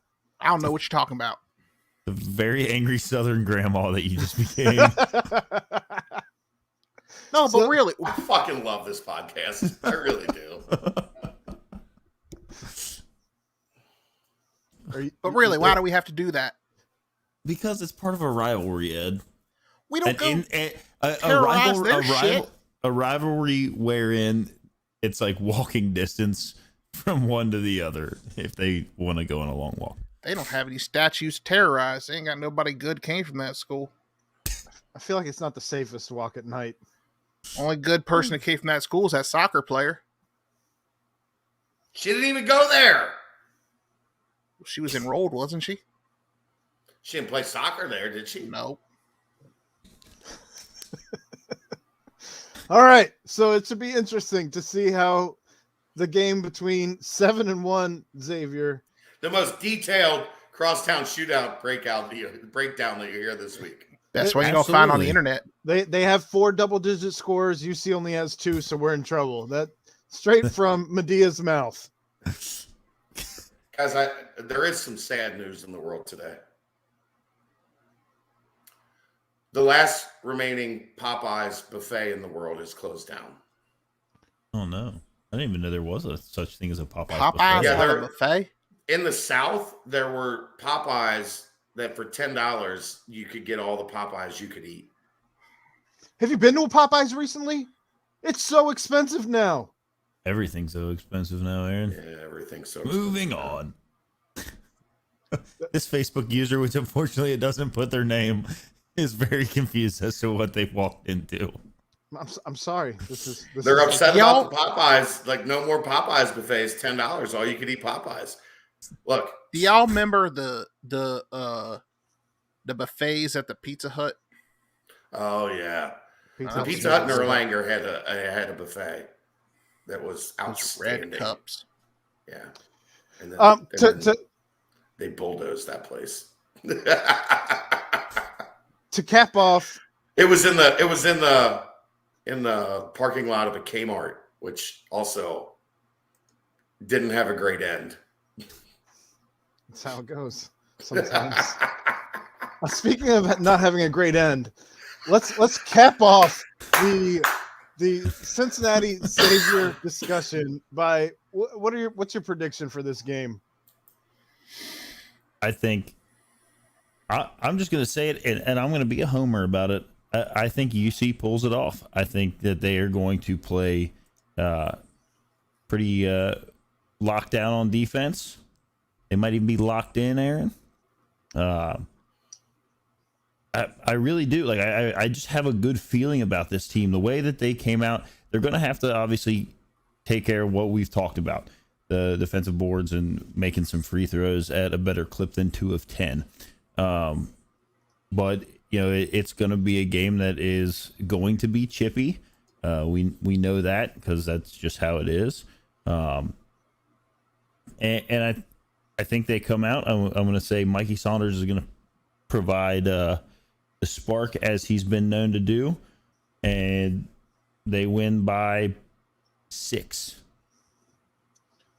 Well, I'm going to say Low scoring affair though. Both teams are really good defensively. Like, really good defensively. Xavier has been using a zone that if they go to zone and dare you see to beat them from the perimeter, oh boy. They love to shoot that three. Then what? DDJ is going to need to get hot from out there, and somebody gonna have to get hot. That unless they our guy Justin Berg had an article today going through the statistics of Cincinnati's 3-point shooting, and it ain't good. Well, I mean, it ain't all good. If they go into some sort of zone, is there any hope that somebody like Mikey Saunders can eat by just cutting it right down the middle? Maybe. Until I see them show a much better propensity to defensive rebound, I'm not going to be able to pick him in a high-level game yet. Fair. Yeah. That's more fair analysis than my rose-colored blinded Kevin Johnson. We're going to win this. 100%. 100%. 100%. I think Davenport's going to come out and have a breakout game. I think this is going to be the game that gets him started this season. He's not going to he's not going to take this laying down. This is his city. Nobody else in that Xavier team owns this city like Davenport does. So I think Bearcats by 2. If I closed my eyes during that, I could see it as an opening to Friday Night Lights basketball edition, while one of the players or coaches was riding in a big old pickup truck listening to the local radio station. Good job, Ed. I still can't not hear Medea. Also, I think there may be some developing news on the Facebook user What the Hell, because I got a text message from my mom asking me what the hell is happening on your podcast right now. So there is that. We can check that. I don't know. All of that said, though, I think Cincinnati's going to lose by 15. I don't think it's going to be a pretty game for the Bearcats at all. And I think this is going to be a game where Wes Miller is going to have to talk to his guys afterwards and be like, we got some stuff to figure out. I'm not feeling good about this game at all. Can I circle back to recruiting for a second? Sure. I think we'll have some more good recruiting news this week on the football side of things. Good to hear.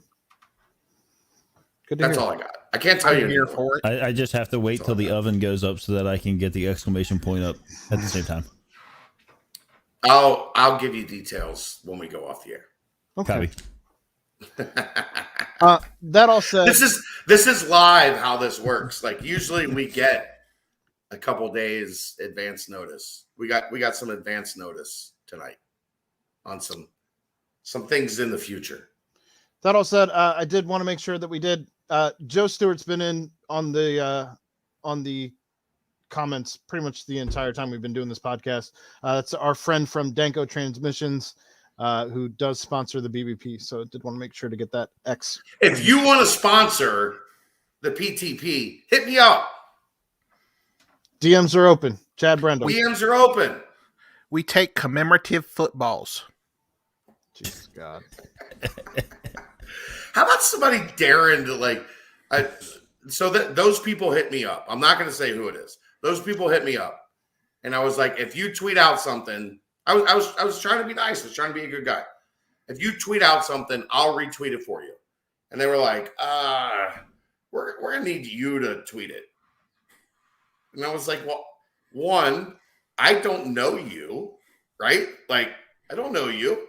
And two, you're not fucking paying me. And they're like, well, if you sell 5 footballs, we'll give you a commemorative football. What the fuck are we doing here? It's a commemorative football. Who thinks that's a good business model? We'll talk about that when we go off air, too. My basement. Where are you going to put it, Ed? I can't. I'm not sure yet. Oh, man. The rails are over there. We are over here.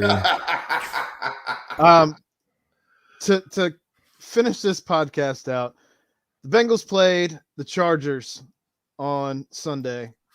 And for the first time all year, the Bengals finally got hit by the injury bug.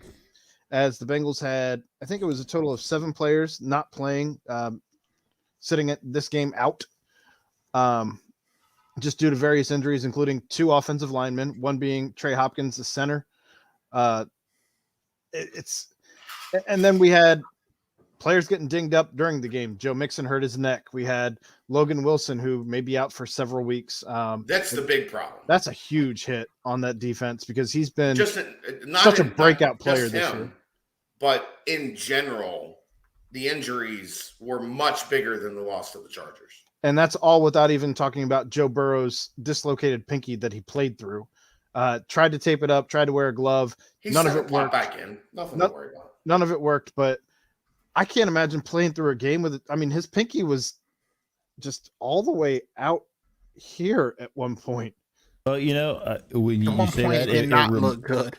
It reminded me of, and I can't remember which college it was, but it was during the Women's College World Series softball.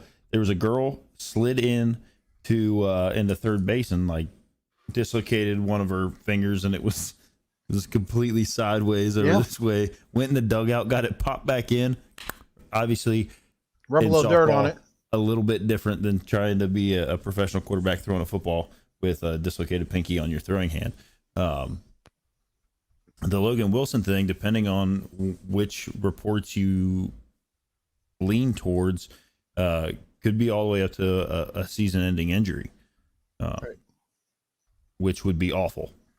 He's been kind of the I think 92 tackles or something like that already. And it happened on special teams, which brought up a good point and argument on Twitter, which is the land of make believe, but of people saying like why is a guy like that playing on your special teams? I think it's an excellent point. There were some other injuries. He's played on special teams before. Well, that was the thing. The guy that was supposed to be out there was in the tent. Already. So he had to go out there because the guy was in the tent, and then disaster strikes. And that's how it works in football, man. Right. Absolutely. It sucks, but that's the deal. So Cincinnati loses one that hurt because it was a weird game too, the way that it even played. Chargers were up real big, real fast, 24-0, I think it was. Yep. And then the Bengals stormed back before the Chargers were like, oh, by the way, we're winning this game. And they end up winning 41-22. There's some go ahead. Can we get to the worst part of that game? Cincinnati goes for 2 on their first touchdown. What the fuck are you doing, Zach? Well, that was the one where he had to waste a timeout, if I'm not mistaken. Like that whole thing. And he admitted after the fact that it was a shit show. I should text him right now. Zach Taylor? Yeah. Be like, Zach, that first 2-point conversion, what are we doing? What are we doing, bro? I got your back. We're good. But that first 2-point conversion, why are you chasing points with 40 minutes left to go in the game? Well, I think do you think maybe he talked to Kevin Kelly and thought he might implement a little bit of that? Well, yeah, clearly because the guy that always goes I know who you're talking about. Because clearly they felt like, well, we're only going to score 3 touchdowns today, so we better, now that we're down 24-0, we have to go for 2 every time. Well, guess what? If they go for 1, then they don't have to go for 2 the second time.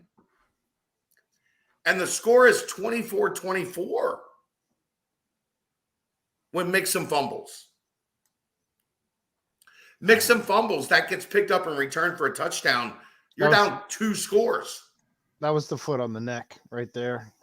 Yeah, because you're down 2 scores. Right. If you're down 7 and you're getting the ball back, that shit's unfortunate. But we can make it up.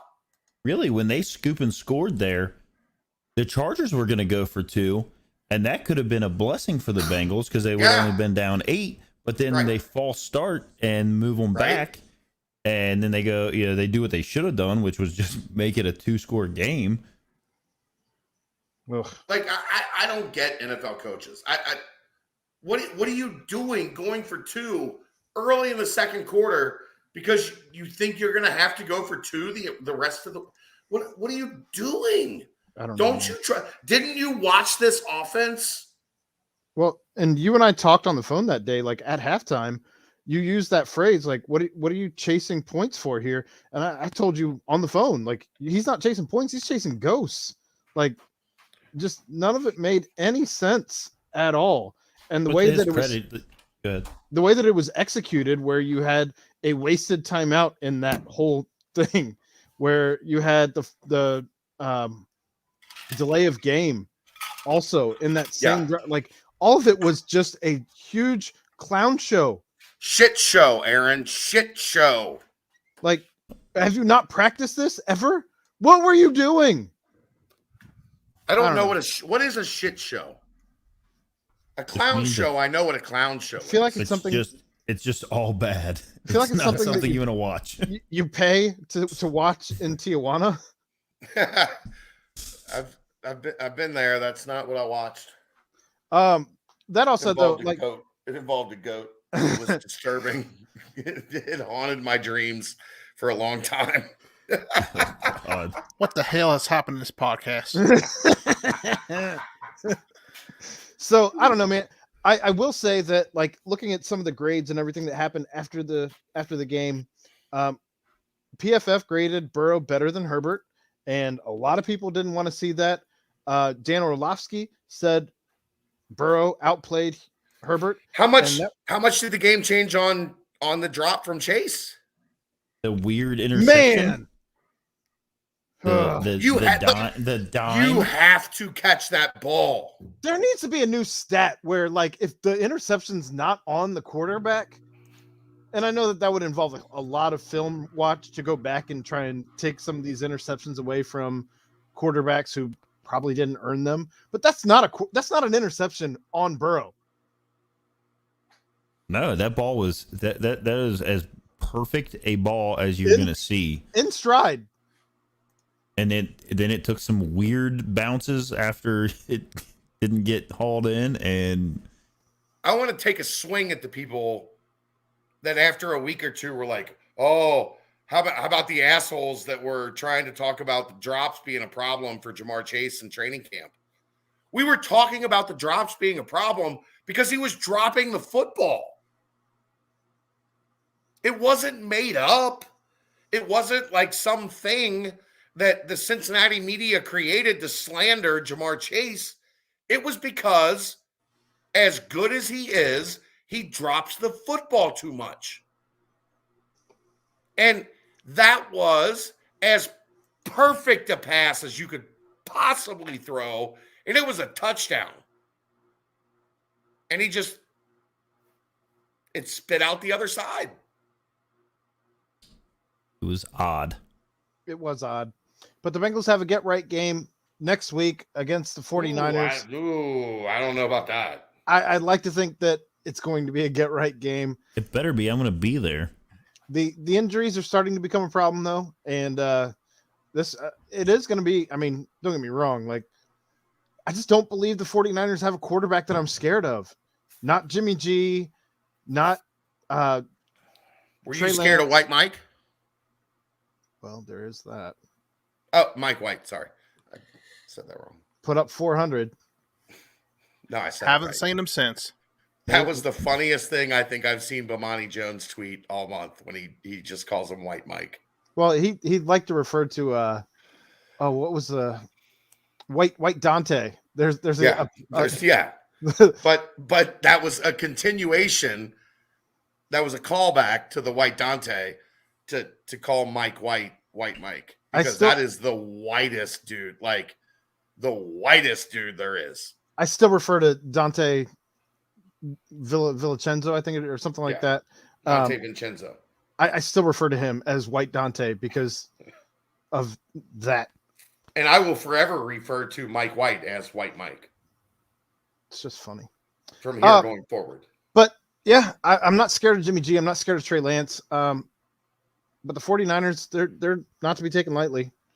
The AFC is still up for grabs. AFC North is still up for grabs as the Ravens shit the bed in the waning moments of that game. Didn't want to go to overtime, tried to win it, and it didn't play out for old Harbaugh. That was I don't know. wow dumb. Wow dumb. Yeah.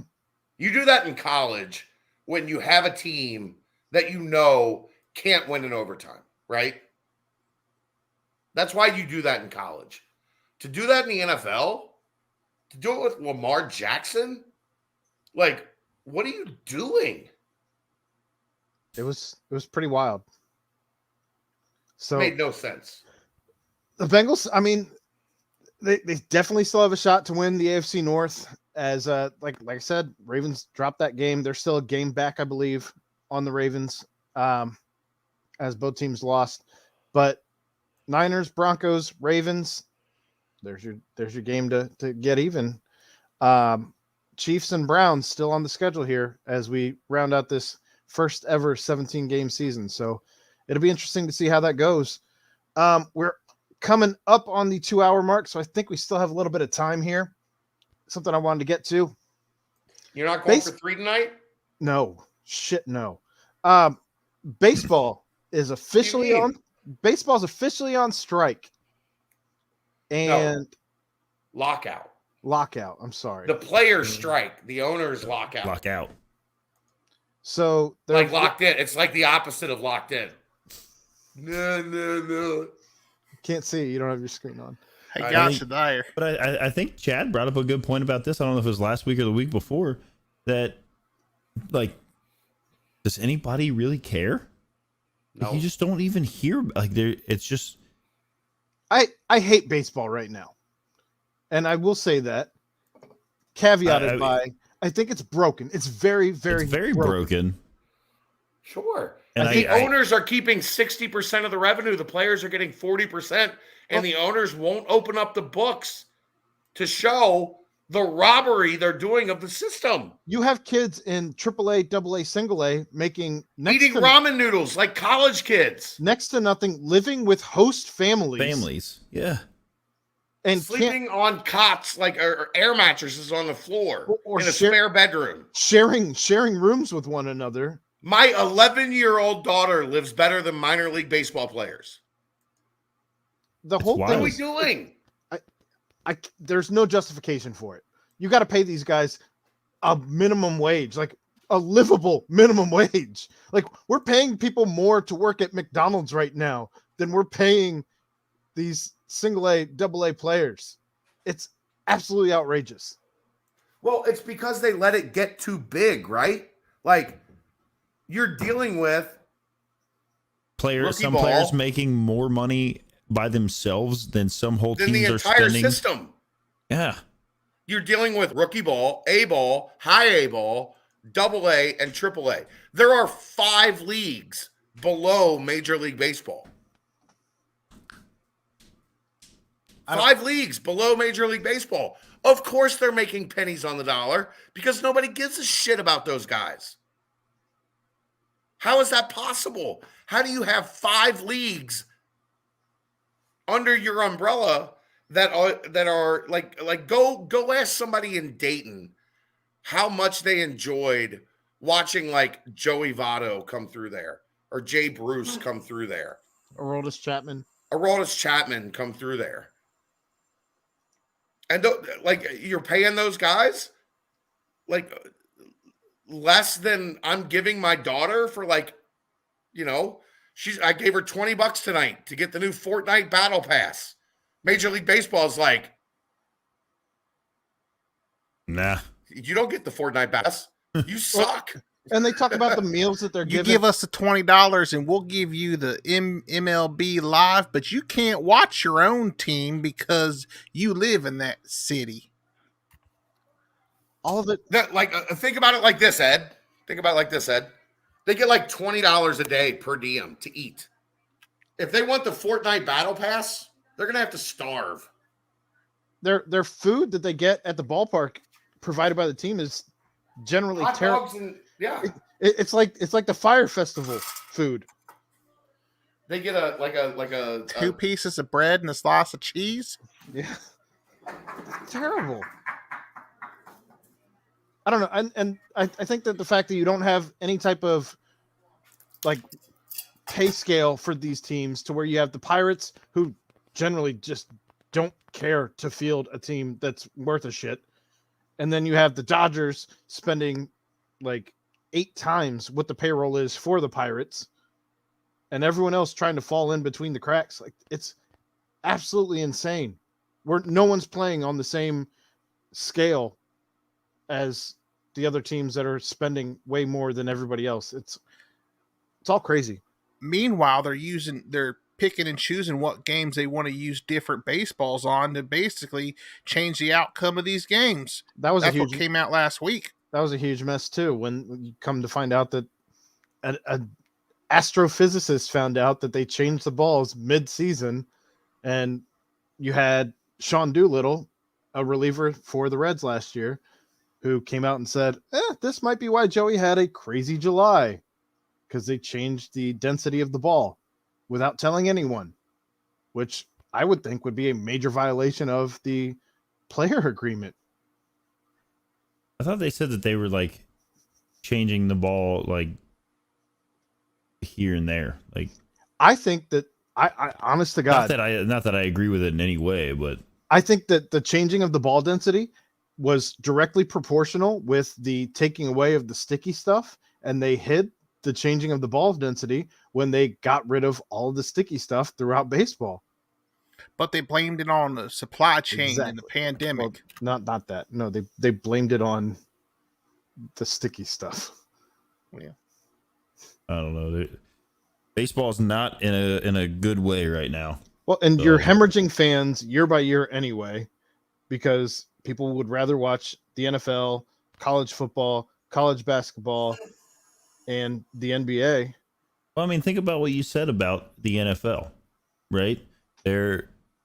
It's pretty wide open across the way. I mean, you've got teams that can beat any team, kind of thing. I mean, there's, aside from the Lions, who have just been getting destroyed until this week, they won a game. They beat the Vikings. And you've got baseball where it almost feels like college football, where you've got like this small set of teams who are going to compete and be there at the end, and you've got, those are the owners or whatever that are choosing to spend some money and make some moves and whatever they need to do. And then you've got other teams who are just like, we're here to, make sure that at the end of the year, I can, make my payment on my 9th vacation home in Cabo or whatever they're doing. It's ridiculous. It's just gross. I hope they fix it. And I think that they have an opportunity to try and fix it right now as things are locked out. You get rid of, no one wants to watch pitchers hit. Get rid of pitchers hitting. Nobody wants a ghost runner on second base if you go into a 10th inning. That's a terrible rule. Like, figure it out. Like, expand your playoffs. I did see somebody suggest that during the regular season that there should be ties. No. No. Not here for that. And soccer's the only one who does. Well, football screwed it up somewhere and had ties now too, but no ties.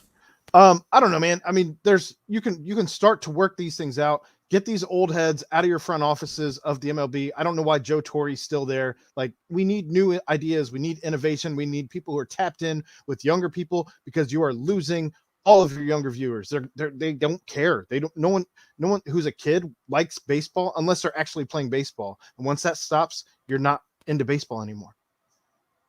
I hope they figure it out. In any case, you Ed, ain't wrong. Ed, hold on real quick. See, I think that's close to the problem, but it's not the biggest problem. The biggest problem is they've made baseball a regional sport. Nobody in Cincinnati cares about the Yankees or the Red Sox or the Dodgers or the Royals and nobody in those cities cares about the Reds, or like it has become a sport. Because you can't watch it anywhere. Well, no, you can, but people choose not to.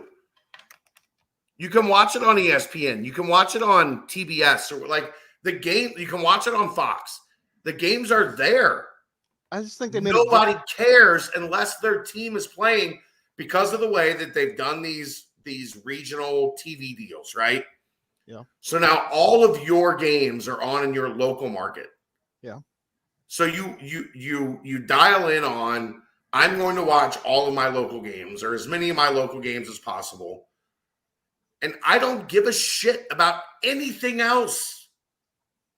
I don't care about the Cardinal. Like, until you get into August and September where you're like scoreboard watching or whatever, right? April, May, June, July.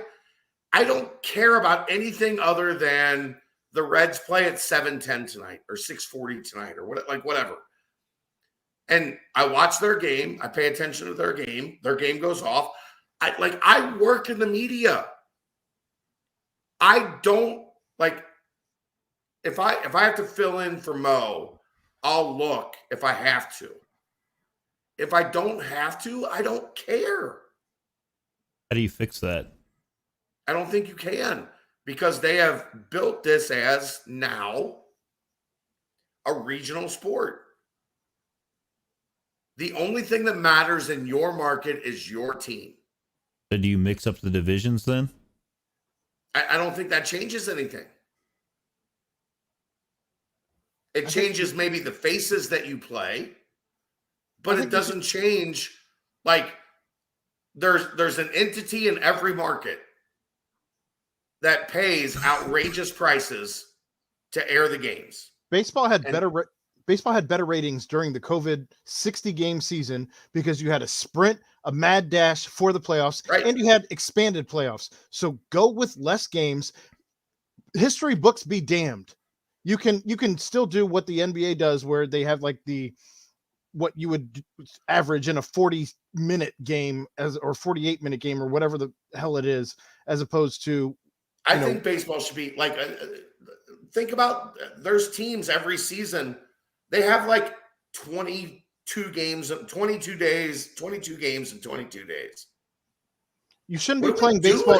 You shouldn't be playing baseball in the spring when there's still snow. You shouldn't be playing baseball in the fall when there's snow. There should be no snow in baseball. Like, if there's a one-off, every team, I get it, but every team should get a minimum a day off a week, if not two. Most weeks should involve 2 days off. Like I said, history books be damned. Shorten the season to 100 games, 120 games. I'd even be okay with 120 games. Make it to where there's actually a race. Fix the pay scale. There's a lot of work that needs to be done to baseball to get it figured out. I think 120 games is a sweet spot. I think you're right. And guess what? If it's not, 82 games works perfectly for the NBA and the NHL. You just got rid of the snow at the beginning of the season. You got rid of the snow at the end of the season, and you gave them another 20 or so games off. Just saying. All right, Ed, it is time for your 60 seconds of AEW. I know we had last week off. Anything that you want to talk about in regards to that? Not yet. All right, fair enough. Well, when there's something that you can talk about there, we'll explain why Ed had last week off of AEW. He wasn't able to give the wrestling the time that he likes to give them. Yeah. It's the most electric 72 seconds in podcasting.